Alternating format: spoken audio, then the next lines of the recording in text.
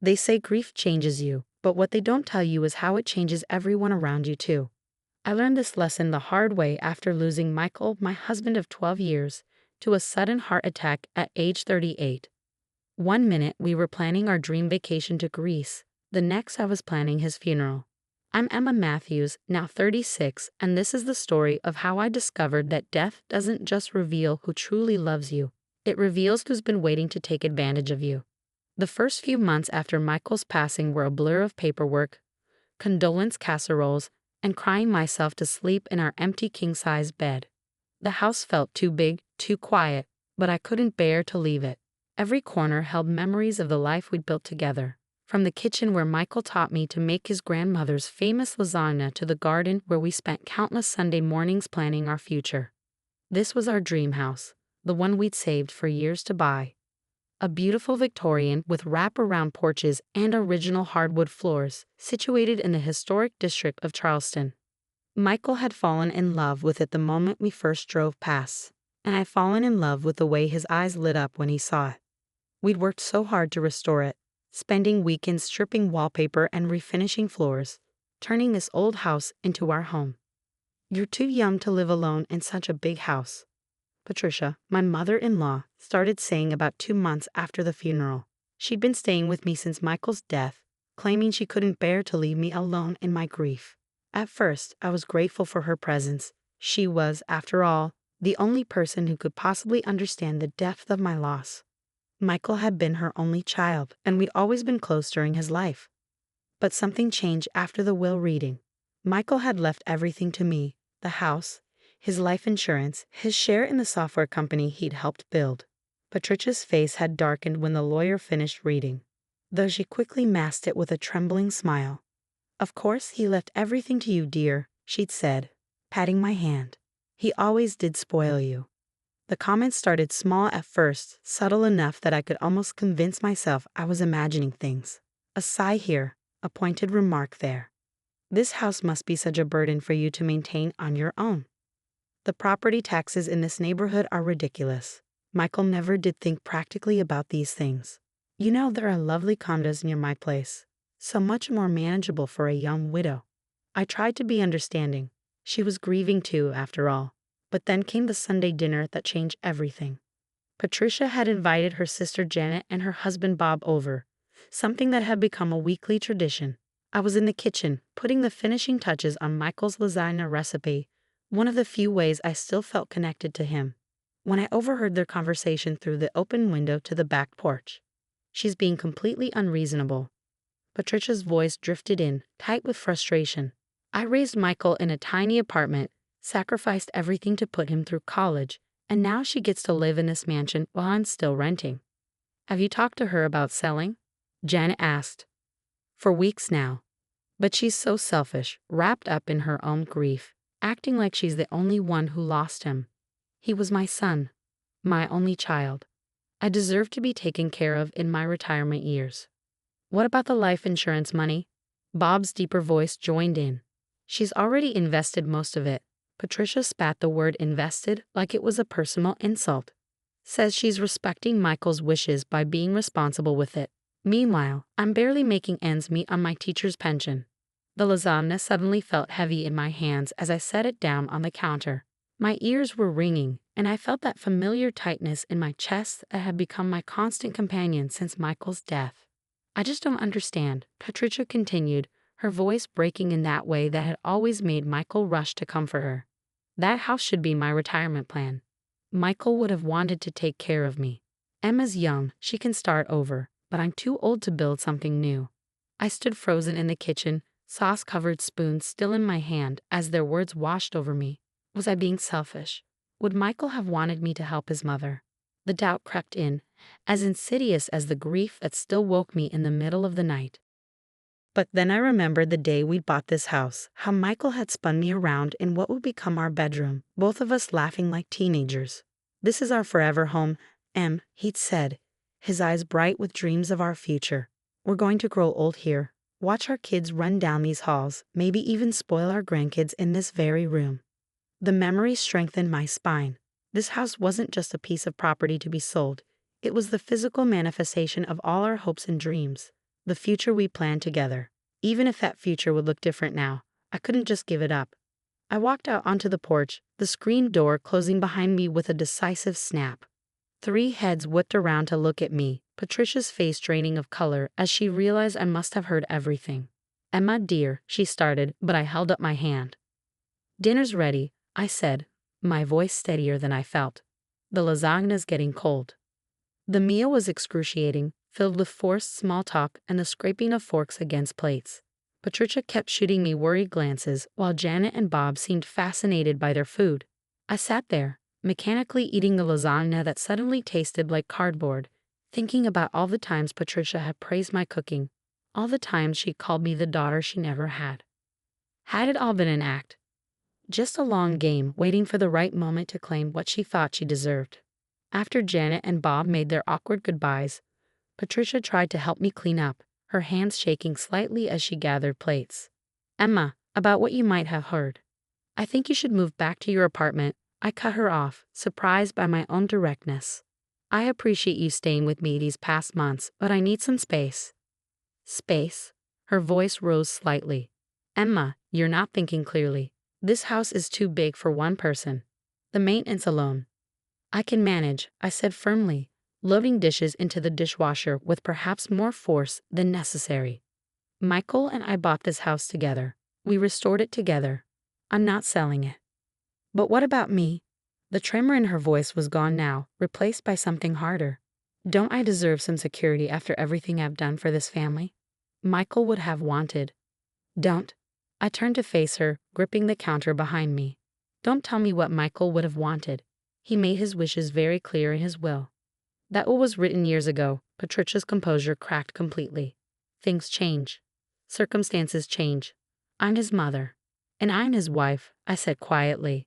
"This conversation is over, Patricia. I'll help you pack your things tomorrow." She stormed out of the kitchen, and I heard her bedroom door slam upstairs like a thunderclap.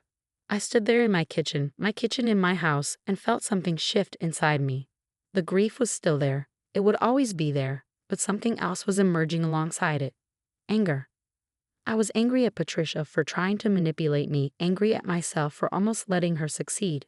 And in a way I'd never admit out loud, angry at Michael for leaving me to deal with this alone.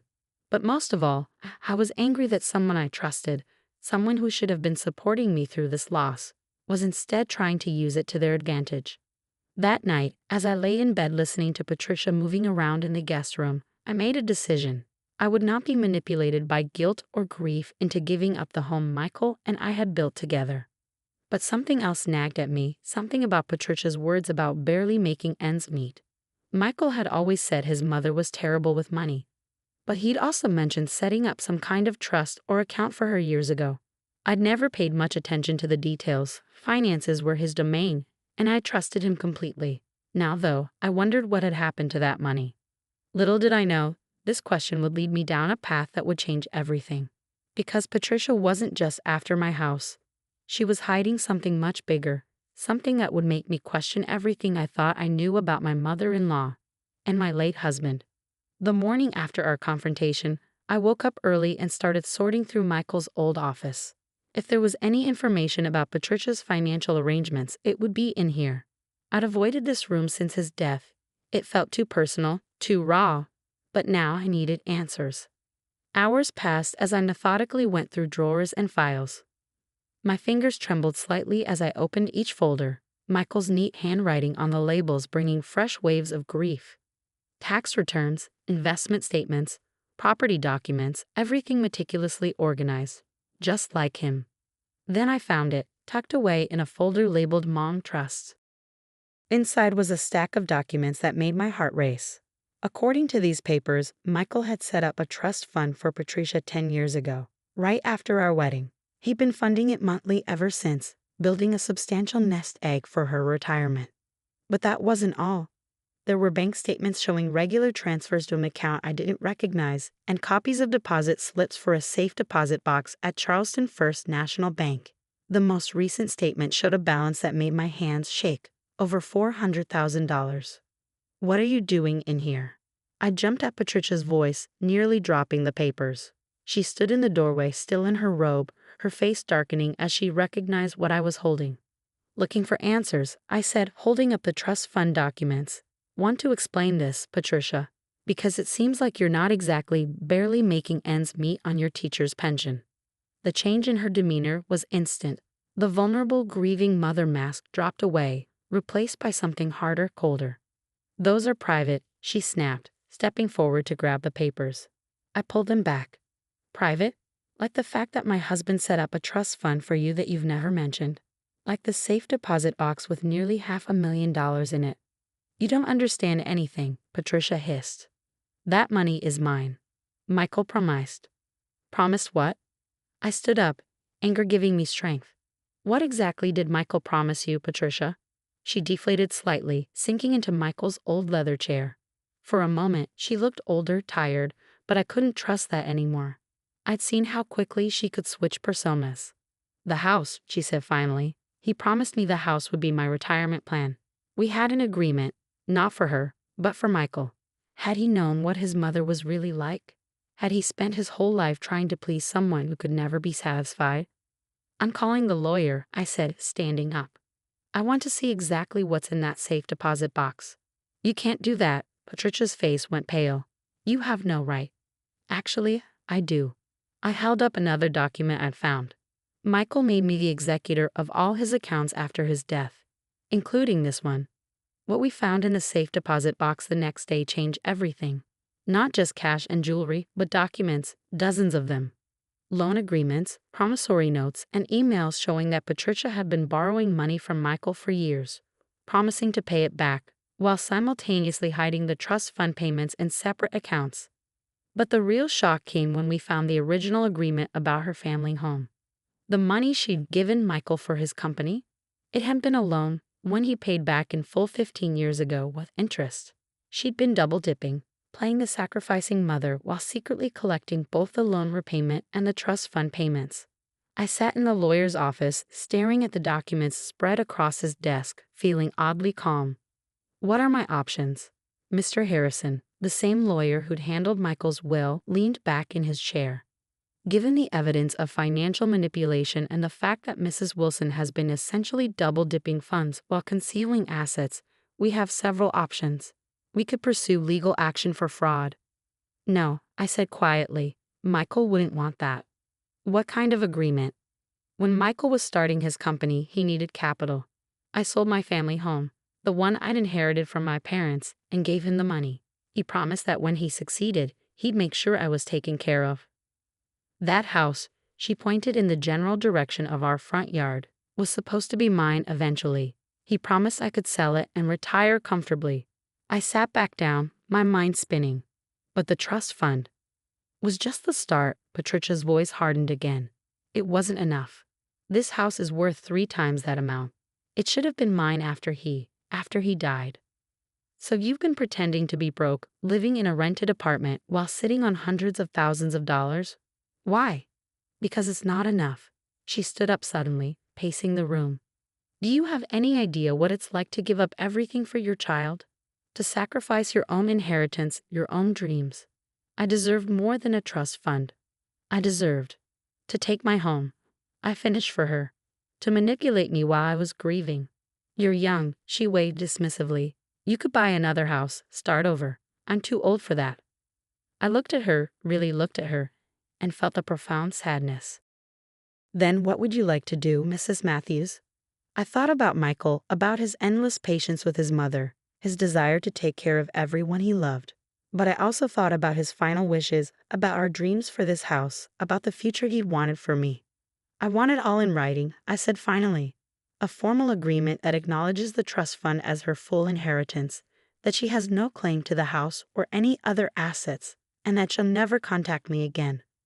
Patricia fought it, of course. She threatened to contest the will, to tell everyone how I was stealing her retirement, to ruin my reputation in the community. But when faced with the evidence of her deception, she finally backed down. The day she signed the agreement, she looked at me with tears in her eyes.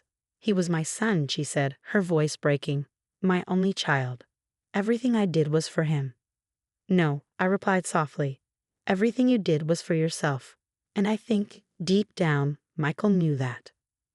I watched her walk out of the lawyer's office, her shoulders bent under the weight of her exposed lies, and felt nothing but relief. That evening, I sat on my front porch, my porch of my house, the home Michael and I had made together, and finally let myself cry. Not just for Michael this time, but for all the years he'd spent trying to please someone who could never be satisfied. A week later, I received a letter from Janet, Patricia's sister. She apologized for her part in the manipulation and shared something that made everything clearer. Apparently, Patricia had pulled similar schemes throughout Michael's life, using guilt and emotional manipulation to extract money and support from him, while playing the victim to everyone else. He protected you from the worst of it, Janet wrote. He didn't want you to see that side of her. But he made sure you'd be protected if anything happened to him. That's why everything was so carefully documented.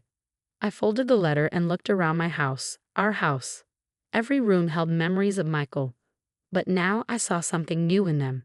Not just our love story, but his quiet strength, his determination to protect me even after he was gone. In the months that followed, I slowly rebuilt my life. I had the house repainted, not to erase the past, but to bring fresh color to my future. I turned Michael's office into a home library, filling it with books we both loved and new ones I thought he would have enjoyed. I planted a memorial garden in the backyard, where I could sit and feel close to him on difficult days. Patricia moved to Florida with her trust fund money, and I heard through mutual friends that she was already telling stories about her ungrateful daughter-in-law who'd driven her away from her only son's memory. But her words couldn't hurt me anymore. I knew the truth, and more importantly, I knew what Michael had known all along. Sometimes love means protecting people from harsh truths, but sometimes it means facing those truths head-on. Michael had done the first part, making sure his mother was provided for while shielding me from her manipulative nature. Now it was my turn to do the second part, to stand firm in the face of manipulation, to protect not just myself, but the home and life we built together. Last week, I found an old note from Michael tucked inside one of his books. Remember M, it read, "This house isn't just walls and floors. It's our dream, our safe harbor, our future. No matter what happens, know that my love for you is built into every inch of it." I traced his handwriting with my finger, smiling through my tears. He'd known, maybe not exactly what would happen, but he'd known his mother might try something like this. And he'd made sure I had everything I needed to stand my ground. Today, I'm still in our dream house, but it's different now. Not just a memorial to what I lost, but a testament to what we had and what I've become. I've started hosting dinner parties again, filling these rooms with laughter and friendship. I've even begun mentoring young entrepreneurs through Michael's old company, helping others build their dreams the way we built ours. And every evening, I sit on my front porch, watching the sunset paint the sky in colors Michael would have loved, and I know I made the right choice. This house isn't just my past, it's my future, my strength, my home. Just like Michael always wanted it to be.